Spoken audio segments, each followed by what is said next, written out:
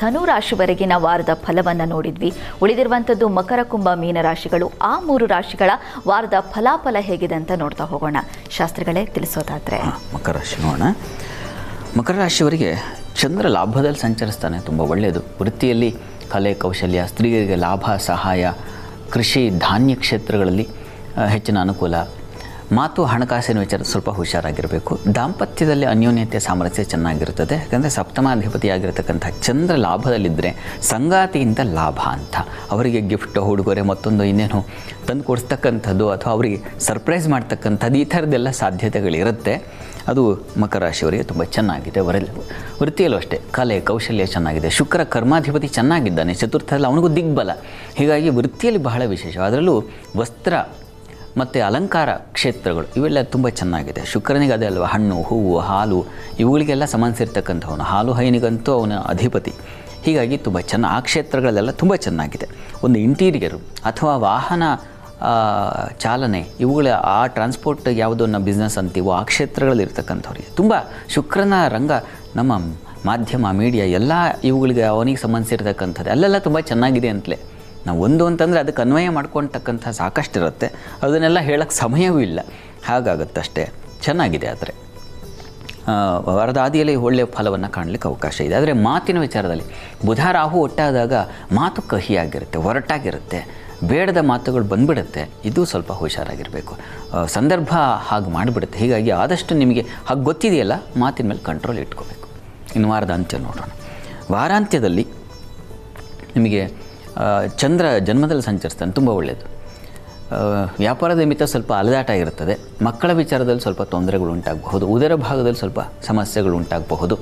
ಮಕ್ಕಳ ವಿಚಾರದಲ್ಲಿ ಯಾವುದು ಕೋಪ, ತಾಪಕ್ಕೆ ಕಾರಣ ಆಗುತ್ತೆ. ಹೀಗಾಗಿ ಹುಷಾರು. ಆದರೆ ಚಂದ್ರ ಸಪ್ತಮದಲ್ಲಿ ಜನ್ಮದಲ್ಲಿ ಸಂಚರಿಸ್ತಾನೆ, ಕೊನೆಯಲ್ಲಿ ವ್ಯಯದಲ್ಲಿ ಸಂಚರಿಸ್ತಾನೆ, ಹೆಚ್ಚಿನ ಪಾಲು. ಹೀಗಾಗಿ ಹೆಚ್ಚಿನ ವ್ಯಯಕ್ಕೆ ಕಾರಣವಾಗುತ್ತೆ. ಅವರಿಗಾಗಿ ಅಲೆದಾಟ, ಆತ್ಮೀಯರಿಗಾಗಿ ಅಲೆದಾಟ, ಆತ್ಮೀಯರ ಜೊತೆಗೆ ಏನೋ ಒಂದು ಮನಸ್ತಾಪಗಳು ಉಂಟಾಗೋ ಸಾಧ್ಯತೆ ಜಾಸ್ತಿ ಇದೆ.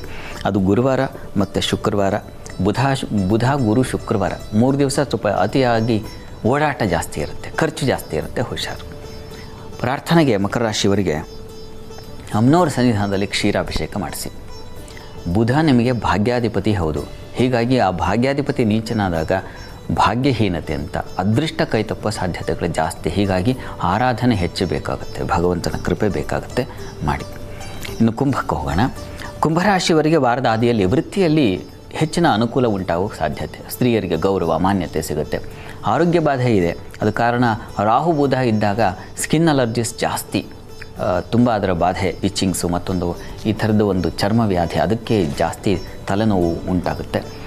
ಇನ್ನು ದಾಂಪತ್ಯದಲ್ಲಿ ಇಷ್ಟೇ ಮನಸ್ತಾಪಗಳು, ಭಿನ್ನಾಭಿಪ್ರಾಯಗಳು ವಾರದ ಆದಿಯಲ್ಲಿದೆ, ಸ್ವಲ್ಪ ಹುಷಾರು. ಉಳಿದ ಹಾಗೆ ಹೊಸ ಅವಕಾಶ, ಪ್ರಯತ್ನಕ್ಕೆ ಸಾಧ್ಯತೆ ಇದೆ. ಚಂದ್ರನಿಂದಾಗಿ ಅದು ನಿಮಗೆ ಒಳ್ಳೆಯ ಫಲ ಸಿಗುತ್ತೆ. ಮಿಶ್ರವಾಗಿದೆ, ಒಂದು ಕಡೆ ಶುಭವೂ ಇದೆ, ಸ್ವಲ್ಪ ಅಶುಭವೂ ಇದೆ.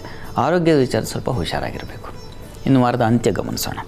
ವಾರಾಂತ್ಯದಲ್ಲಿ ಹೆಚ್ಚಿನ ವ್ಯಯ ಸೂಚಿಸುತ್ತೆ. ಧಾನ್ಯ, ಪುಷ್ಪ ವ್ಯಾಪಾರದ ಲಾಭ ಇದೆ. ಸ್ತ್ರೀಯರಿಗೆ ಉತ್ತಮ ಫಲ ಇದೆ. ಖರ್ಚು ಹಾಗೇ ಇದೆ, ಹುಷಾರು. ಕುಟುಂಬದಲ್ಲಿ ಬೌದ್ಧಿಕ ಮನಸ್ತಾಪಗಳು. ನಿಮಗೂ ಅಷ್ಟೇ. ಬುಧ ಬಲಹೀನನಾದಾಗ ಏನಾಗುತ್ತೆ, ವಾಕ್ಸ್ಥಾನಕ್ಕೆ ಬರ್ತಾನೆ. ಏನು ಮಾತಾಡ್ತಾ ಇದ್ದೀರಾ ಅರಿವು ಹೊರಟು ಹೋಗಿಬಿಡುತ್ತೆ. ಏನು ಧೀಸ್ಥಾನದ ಅಧಿಪತಿ ಅವನು.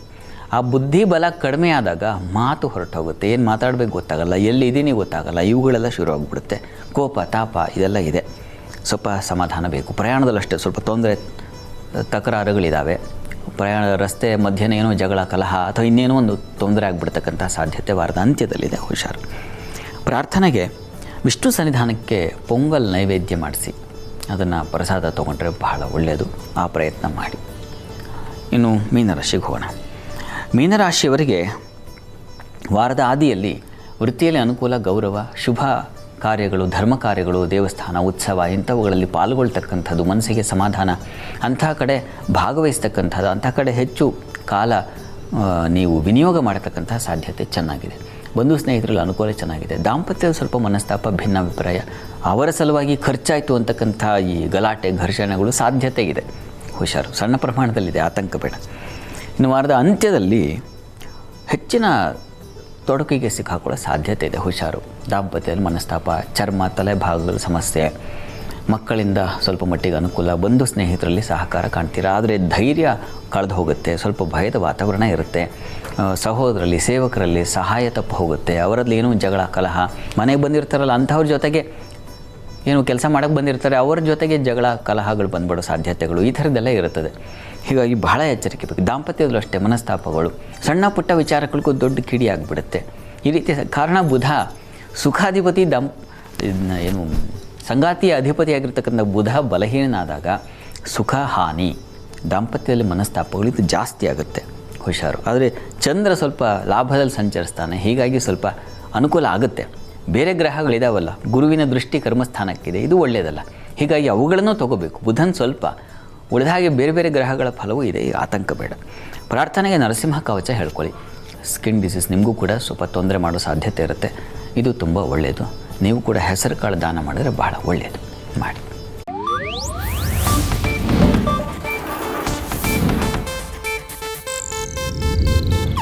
ಇದು ಏಷ್ಯಾನೆಟ್ ನ್ಯೂಸ್ ನೆಟ್ವರ್ಕ್ ಪ್ರಸ್ತುತಿ.